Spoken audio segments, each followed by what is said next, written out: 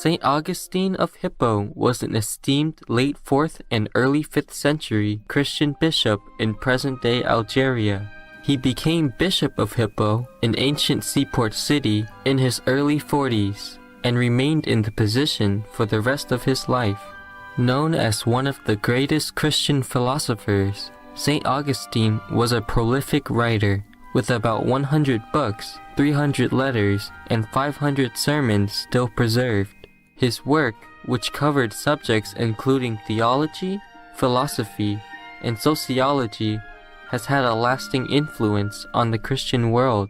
Among his most significant writings are The City of God, De Doctrina Christiana, and Confessions.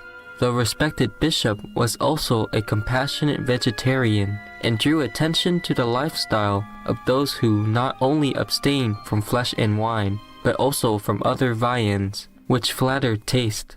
He also quoted St. Paul, "It is better not to eat meat or drink wine, or to do anything else that will cause your brother or sister to fall."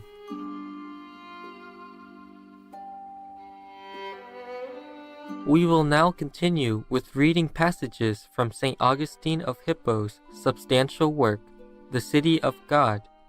He explains about devoting oneself to God, and more about the significant role of the true mediator, who, through his sacrifices, purifies and renews human nature.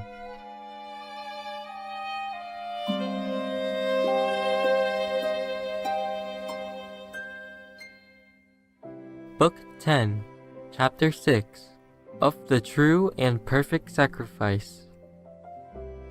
A true sacrifice is every work which is done, that we may be united to God in holy fellowship, and which has a reference to that supreme good and end, in which alone we can be truly blessed. And therefore, even the mercy we show to men, if it is not shown for God's sake, it is not a sacrifice. For though made or offered by man, sacrifice is a divine thing, as those who called it sacrifice meant to indicate. Thus, man himself, consecrated in the name of God and vowed to God, is a sacrifice in so far as he dies to the world, that he may live to God. For this is a part of that mercy, which each man shows to himself. As it is written, "Have mercy on thy soul, by pleasing God." Our body too, as a sacrifice when we chasten it by temperance, if we do so as we ought, for God's sake, that we may not yield our members instruments of unrighteousness unto sin, but instruments of righteousness unto God. Exhorting to this sacrifice, the Apostle says, "I beseech you, therefore, brethren, by the mercy of God, that ye present your bodies a living sacrifice, holy, acceptable to God, which is your reasonable service." If, then, the body, which, being inferior, the soul uses as a servant or instrument, is a sacrifice when it is used rightly, and with reference to God, how much more does the soul itself become a sacrifice when it offers itself to God, in order that, being inflamed by the fire of His love, it may receive of His beauty and become pleasing to Him, losing the shape of earthly desire, and being remolded in the image of permanent loveliness. And this indeed the Apostle subjoins, saying, "And be not conformed to this world, but be ye transformed in the renewing of your mind, that ye may prove what is that good, and acceptable, and perfect will of God. Since, therefore, true sacrifices are works of mercy to ourselves or others, done with a reference to God, and since works of mercy have no other object than the relief of distress or the conferring of happiness, and since there is no happiness apart from that good of which it is said, 'It is good for me to be very near to God,' it follows that the whole redeemed city, that is to say, the congregation or community of the saints, is offered to God as our sacrifice through the great high priest, who offered himself to God in his passion for us, that we might be members of this glorious head, according to the form of a servant. For it was this form he offered, in this he was offered, because it is according to it he is mediator. In this he is our priest, in this the sacrifice.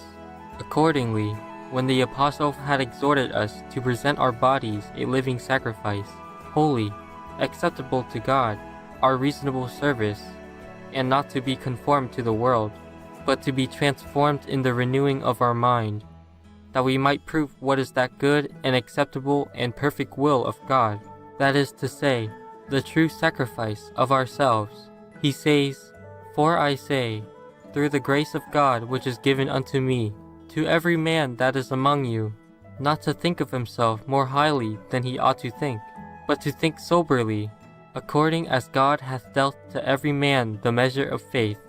For, as we have many members in one body, and all members have not the same office, so we, being many, are one body in Christ, and every one members one of another, having gifts differing, according to the grace that is given to us."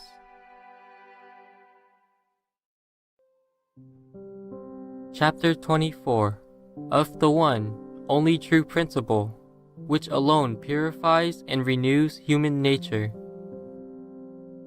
It was truly said that man is cleansed only by a principle, that true and benignant Redeemer, brought low by his humility, manifesting himself to mortals by the mortality which he assumed, and which the malignant and deceitful mediators are proud of wanting, promising, as the boon of immortals, a deceptive assistance to wretched men.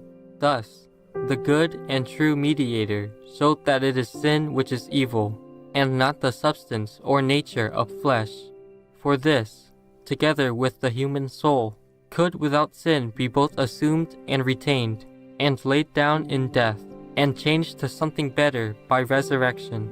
He showed also that death itself, although the punishment of sin, was submitted to by him for our sakes without sin, and must not be evaded by sin on our part, but rather, if opportunity serves, be borne for righteousness' sake.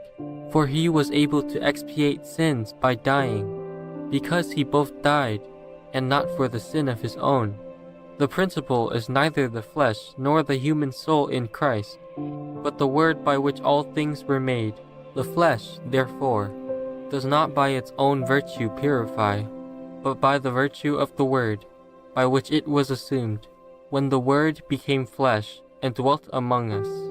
For speaking mystically of eating his flesh, in the book of John, chapter 6, verses 53 through 55, Holy Bible, when those who did not understand him were offended and went away, saying, "This is a hard saying, who can hear it?"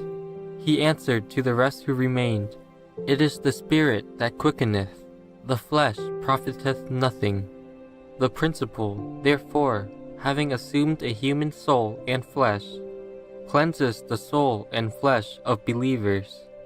Therefore, when the Jews asked him who he was, he answered that he was the principal, and this we carnal and feeble men, liable to sin, and involved in the darkness of ignorance, could not possibly understand, unless we were cleansed and healed by him, both by the means of what we were, and of what we were not. For we were men, but we were not righteous, whereas in his incarnation there was a human nature, but it was righteous, and not sinful. This is the mediation, whereby a hand is stretched to the lapsed and fallen. This is the seed ordained by angels, by whose ministry the law also was given enjoining the worship of one God, and promising that this mediator should come. Peaceful viewers, we appreciate your company for today's program entitled The City of God by St. Augustine of Hippo, Vegetarian, the True Mediator, selection from Book 9 and 10, Part 2 of 2, on Words of Wisdom.